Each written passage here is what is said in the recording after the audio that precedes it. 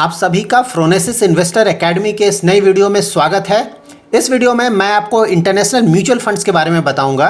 इस वीडियो में हम जानेंगे इंटरनेशनल म्यूचुअल फंड्स होता क्या है, इसमें इन्वेस्टमेंट करने के फ़ायदे क्या हैं, साथ ही इसके नुकसान क्या हो सकते हैं, और उसके बाद हम कुछ टॉप इंटरनेशनल म्यूचुअल फंड्स का डिटेल्ड रिव्यू करेंगे। और साथ ही हम जानेंगे कि किस इन्वेस्टर के लिए कौन सा इंटरनेशनल फंड सुटेबल है और हमें अपने कॉर्पस का कितना पैसा इन्वेस्ट करना चाहिए इंटरनेशनल फंड्स में। इंटरनेशनल म्यूचुअल फंड्स भी डोमेस्टिक म्यूचुअल फंड्स की तरह ही काम करते हैं। Like domestic mutual funds, international mutual funds में भी आप रुपीज़ में इन्वेस्टमेंट करेंगे। उस इन्वेस्टमेंट से स्टॉक्स खरीदे जाएंगे और अगर स्टॉक्स के प्राइसेस ऊपर जाते हैं तो आपका एनएवी ऊपर जाएगा, और अगर स्टॉक्स के प्राइसेस नीचे आते हैं तो नेचुरली आपका एनएवी नीचे आएगा। और जब आप अपने फंड्स रिडीम करेंगे तो आपका रिडेम्पशन अमाउंट भी रुपीज़ में ही आएगा। Domestic and international mutual fund में मेजर डिफरेंस ये है कि जब भी आप किसी इंटरनेशनल म्यूचुअल फंड में इन्वेस्टमेंट करते हैं तो आपके इन्वेस्टमेंट से फॉरेन कंट्रीज में लिस्टेड स्टॉक्स को खरीदा जाएगा। जब भी हमें इन्वेस्टमेंट करना रहता है तो जो भी टॉप परफॉर्मिंग फंड्स हैं हम सिंपली अपना इन्वेस्टमेंट उन फंड्स में कर देते हैं, बट ये इन्वेस्टमेंट करने का सही तरीका नहीं है। आइडियली हमें वैसे फंड्स में इन्वेस्टमेंट करना चाहिए जिनका परफॉर्मेंस ऑफकोर्स अच्छा हो, लेकिन साथ ही वो फंड्स हमारे लिए सूटेबल हों। इंटरनेशनल म्यूचुअल फंड्स में भी हमारे पास काफ़ी ऑप्शंस हैं, तो ये वीडियो आप कंप्लीट जरूर देखें ताकि आप इंटरनेशनल म्यूचुअल फंड्स में इन्वेस्टमेंट के कंप्लीट एस्पेक्ट्स को समझ सकें एंड बेसिस दैट आप अपने लिए सूटेबल इंटरनेशनल म्यूचुअल फंड्स को सेलेक्ट कर सकें। तो इंटरनेशनल म्यूचुअल फंड्स अपना पैसा कहाँ इन्वेस्ट करते हैं उसके बेसिस पे 3 types of international mutual funds होते हैं। तो फर्स्ट टाइप में ऐसे इंटरनेशनल म्यूचुअल फंड्स होते हैं जो कि ग्लोबल मार्केट्स में अपना इन्वेस्टमेंट करते हैं। ग्लोबल मार्केट में इन्वेस्टमेंट करने का मतलब हुआ वो किसी पर्टिकुलर ज्योग्राफी में इन्वेस्टमेंट नहीं करते हैं, उनका इन्वेस्टमेंट स्प्रेड होता है across different countries and different geographies. Global fund का एग्जांपल होगा PGIM India global equity opportunities fund, जिनका इन्वेस्टमेंट डिफरेंट ज्योग्राफीज में है। लाइक उनका investment US, France, China, Netherlands, Canada और कुछ और कंट्रीज में है। Second type of international mutual fund होगा रीजन या country specific international mutual funds. ऐसे म्यूचुअल फंड्स किसी एक कंट्री या किसी पर्टिकुलर रीजन में अपना इन्वेस्टमेंट करते हैं। Like Edelweiss greater China equity offshore fund जो कि ग्रेटर चाइना रीजन में ऑपरेट करता है, और मोतीलाल ओसवाल नैस्डैक 100 एफओएफ जो कि यूएस मार्केट्स में अपना इन्वेस्टमेंट करता है। थर्ड टाइप होगा थीमेटिक इंटरनेशनल म्यूचुअल फंड जो कि किसी स्पेसिफिक थीम पे अपना इन्वेस्टमेंट करते हैं। Like DSP world mining fund जो कि माइनिंग कंपनीज में अपना इन्वेस्टमेंट करते हैं। इंटरनेशनल म्यूचुअल फंड्स में इन्वेस्टमेंट के एडवांटेजेस क्या हैं? इसका सबसे बड़ा एडवांटेज है global access to world class companies like Facebook, Microsoft, Google, Apple, Amazon, Netflix या ट्विटर। इन कंपनीज के प्रोडक्ट्स या सर्विसेज हम रेगुलरली यूज करते हैं और हमें पता है कि ये वर्ल्ड क्लास कंपनीज हैं और इनके स्टॉक के रिटर्न्स भी फिनोमिनल हैं। लेकिन ये कंपनीज इंडिया में लिस्टेड नहीं है, इसलिए हम डोमेस्टिक म्यूचुअल फंड्स के थ्रू इन स्टॉक्स में इन्वेस्टमेंट नहीं कर सकते हैं। एंड ऑफ कोर्स हम इंटरनेशनल म्यूचुअल फंड्स के थ्रू इन स्टॉक्स में इन्वेस्टमेंट कर सकते हैं। दूसरा बड़ा एडवांटेज है डिफरेंट कंट्रीज के स्टॉक मार्केट्स डायरेक्टली कोरिलेटेड नहीं होते हैं। Like India, US, Japan, Korea या फिर चाइना का मार्केट एक साथ कभी भी मूवमेंट नहीं करता है। ईयर ऑन ईयर उनके रिटर्न्स अलग आते हैं। लाइक अगर इंडिया में कोई मेजर प्रॉब्लम आएगा तो उसके कारण इंडियन स्टॉक मार्केट्स में मेजर करेक्शन आ सकता है, लेकिन उस समय दूसरे कंट्रीज के स्टॉक मार्केट्स पे इसका नेगेटिव असर नहीं पड़ेगा। लाइक अगर आप यूएस इकोनॉमी को देखें तो यूएस का इकोनॉमी वर्ल्ड का सबसे बड़ा इकोनॉमी है, साथ ही उसका स्टॉक मार्केट भी वर्ल्ड का सबसे बड़ा स्टॉक मार्केट है। तो अगर यूएस में कुछ प्रॉब्लम आता है तो नेचुरली इंडिया में भी उसका कुछ फर्क पड़ेगा, लेकिन अगर इंडिया में कोई प्रॉब्लम आता है तो यूएस के स्टॉक मार्केट्स पे उसका कोई खास फर्क नहीं पड़ेगा। दैट्स वाई जब भी आप यूएस में इन्वेस्टमेंट करते हैं तो वो एक हेज की तरह काम करता है। इंटरनेशनल म्यूचुअल फंड्स में इन्वेस्टमेंट का एक बड़ा बेनिफिट आपको तब मिलता है जब इंडियन रुपीज़ डिप्रिसिएट करता है, बट देन करेंसी एक दो धारी तलवार है। जब रुपी डिप्रिसिएट करेगा तो ऑफकोर्स आपको इसका एडवांटेज मिलेगा, आपके रिटर्न्स अच्छे आएंगे, बट देन जब रुपी अप्रिसिएट करेगा तो उसका आपके इंटरनेशनल म्यूचुअल फंड्स के रिटर्न्स पे नेगेटिव असर पड़ेगा।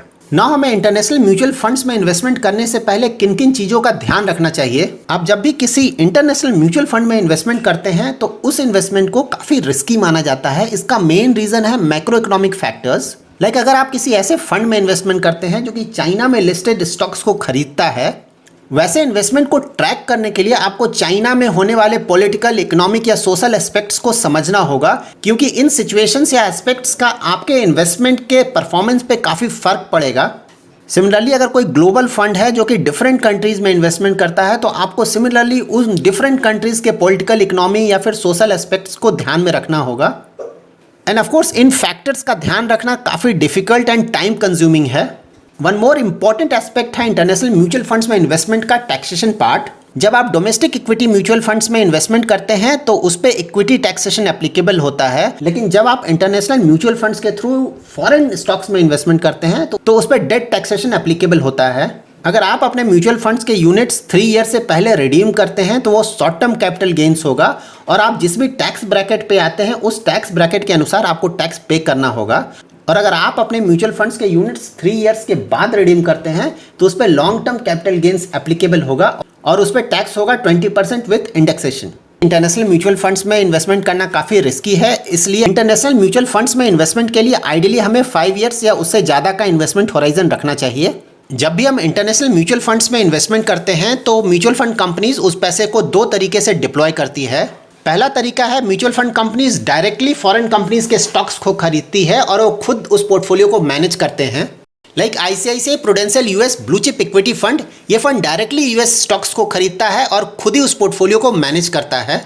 दूसरा ऑप्शन है mutual fund companies directly stocks नहीं खरीदते हैं, वो किसी फॉरेन फंड में आपका पैसा इन्वेस्टमेंट करते हैं और ये फॉरेन फंड्स पोर्टफोलियो को मैनेज करते हैं। इन फंड्स को हम फंड ऑफ फंड या फीडर फंड्स बोलते हैं। Like PGIM India global equity opportunities fund, ये fund PGIM Jennison global equity opportunities fund में इन्वेस्टमेंट करता है। अगर हमें अपना इन्वेस्टमेंट इंटरनेशनल म्यूचुअल फंड्स में स्टार्ट करना है सो आइडियली हमें यूएस स्टॉक मार्केट से स्टार्ट करना चाहिए। इसके कुछ मेजर रीजंस हैं। यूएस इकोनॉमी वर्ल्ड की लार्जेस्ट इकोनॉमी है, सिमिलरली यूएस का स्टॉक मार्केट भी वर्ल्ड का लार्जेस्ट स्टॉक मार्केट है और इसका market capitalisation 47 trillion US dollar से भी ज़्यादा है। And as compare to US stock markets, Indian stock market का market capitalisation about 3 trillion US dollars है, जो कि काफ़ी कम है as compare to US stock markets. US एक डेवलप्ड कंट्री है और वहाँ के प्रोसेसेस क्वाइट ट्रांसपेरेंट हैं और साथ ही वर्ल्ड के जो मेजर कंपनीज हैं उनके स्टॉक्स यूएस स्टॉक मार्केट में लिस्टेड हैं। And of course US markets का tracking as compare to other countries relatively easy होगा। लॉन्ग टर्म में US markets as compare to Indian markets less volatile हैं और साथ ही उनके रिटर्न्स भी काफ़ी अच्छे हैं।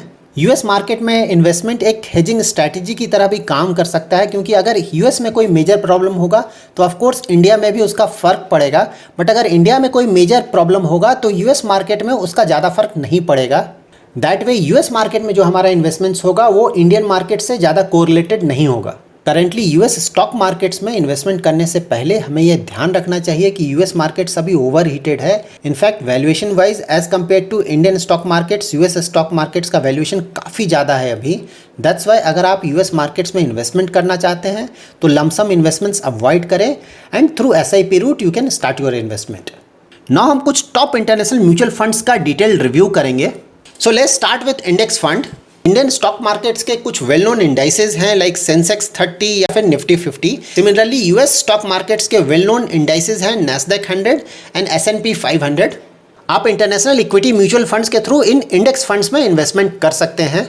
इंडेक्स फंड में हम जानेंगे Motilal Oswal Nasdaq 100 fund of funds के बारे में। ये इंडेक्स फंड एक रिलेटिवली न्यू फंड है जो कि नवंबर 2018 में लॉन्च हुआ था। Motilal Oswal Nasdaq 100 fund of fund directly Nasdaq 100 benchmark में इन्वेस्टमेंट नहीं करते हैं। ये फंड अपना investment Motilal Oswal Nasdaq 100 ETF में करता है और Motilal Oswal Nasdaq 100 ETF fund Nasdaq 100 benchmark में डायरेक्टली अपना इन्वेस्टमेंट करता है। So currently Motilal Oswal Nasdaq 100 fund of fund ने अपने टोटल AUM का 98.06% investment Motilal Oswal Nasdaq 100 ETF में किया है एंड रेस्ट उन्होंने कैश या कैश इक्विवेलेंट में रखा है। नैस्डैक 100 एक स्टॉक मार्केट इंडेक्स है जिसमें कि 102 इक्विटी शेयर्स हैं जो कि इशू की गई हैं 100 लार्जेस्ट नॉन फाइनेंशियल कंपनीज द्वारा और ये सारे कंपनीज लिस्टेड है नैस्डैक स्टॉक एक्सचेंज में।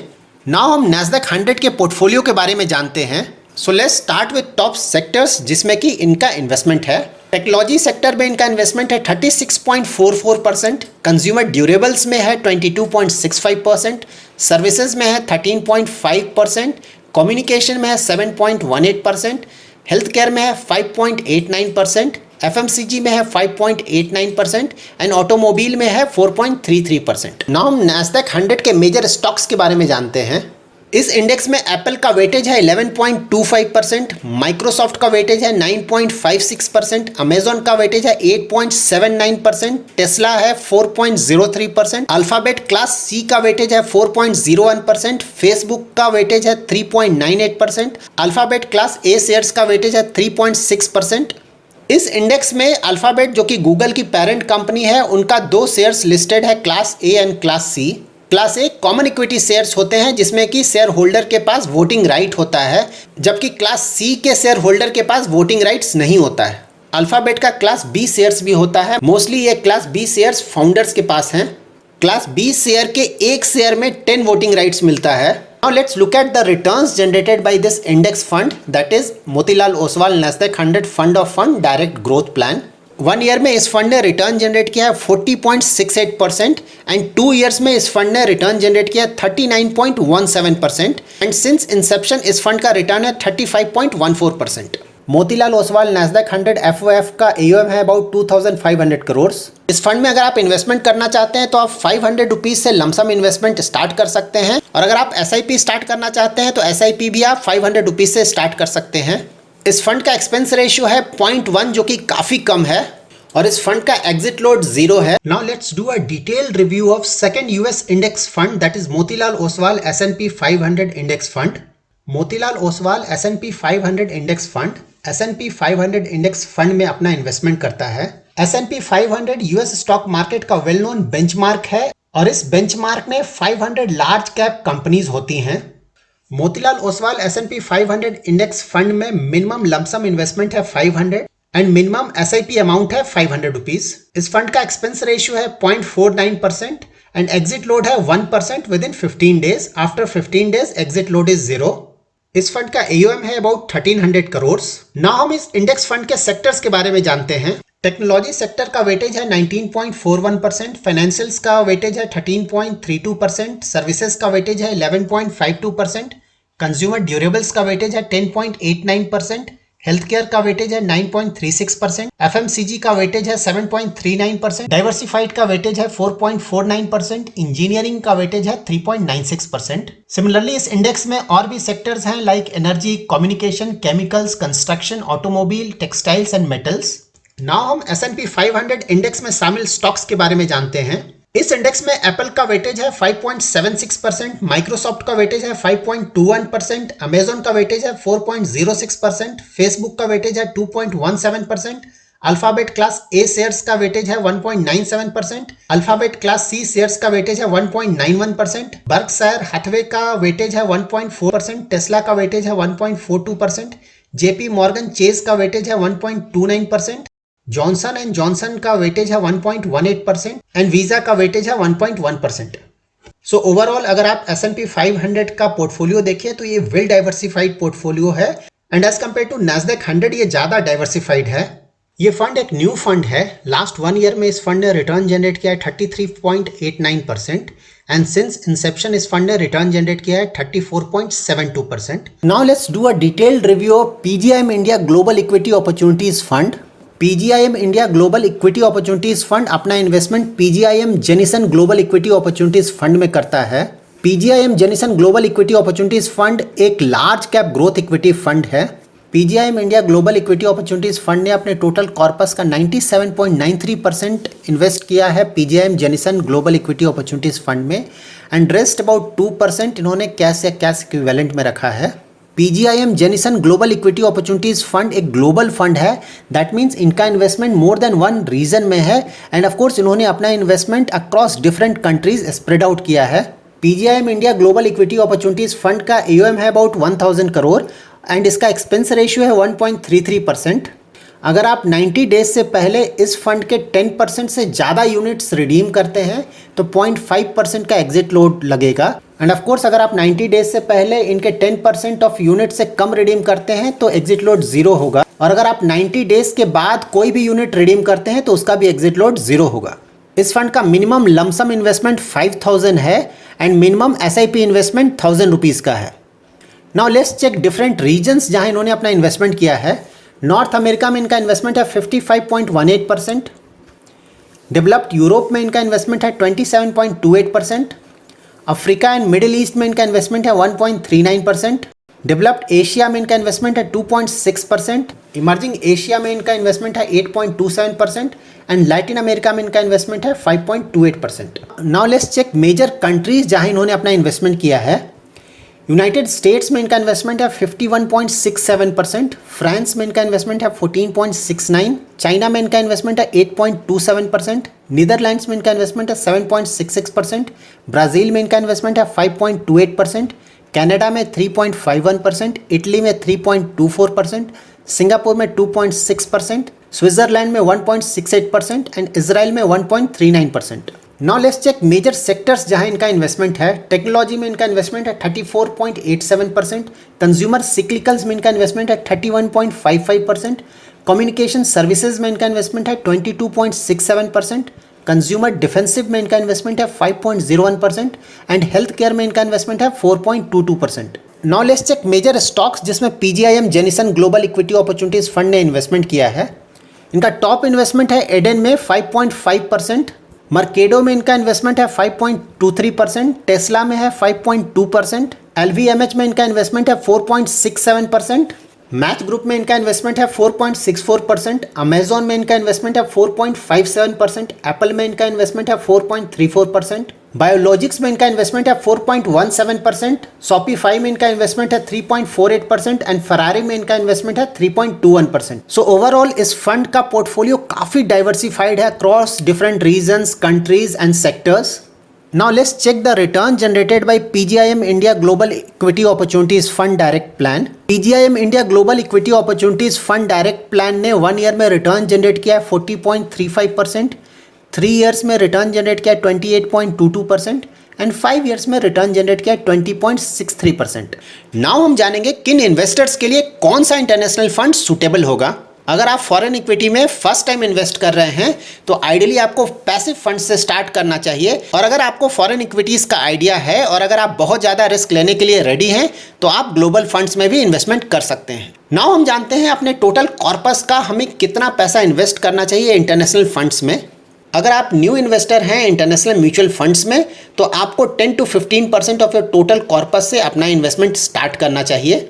और अगर आप एक सीजन्ड इन्वेस्टर हैं जिसे कि ग्लोबल मार्केट्स के बारे में जानकारी है तो आप अपने टोटल कॉर्पस का इवन 20 to 30% इन फंड्स में इन्वेस्टमेंट कर सकते हैं। So that's it in this video. अगर आपका कोई क्वेरी है तो आप कमेंट्स में मेंशन कीजिए, I will try my best to answer it. ये वीडियो एजुकेशनल पर्पस के लिए बनाया गया है। अगर आप किसी फंड में इन्वेस्टमेंट करना चाहते हैं तो basis your individual risk profile and investment horizon आप ये डिसाइड कर सकते हैं, या फिर आप अपने इन्वेस्टमेंट एडवाइजर से कंसल्ट कर सकते हैं। Thanks lot for watching.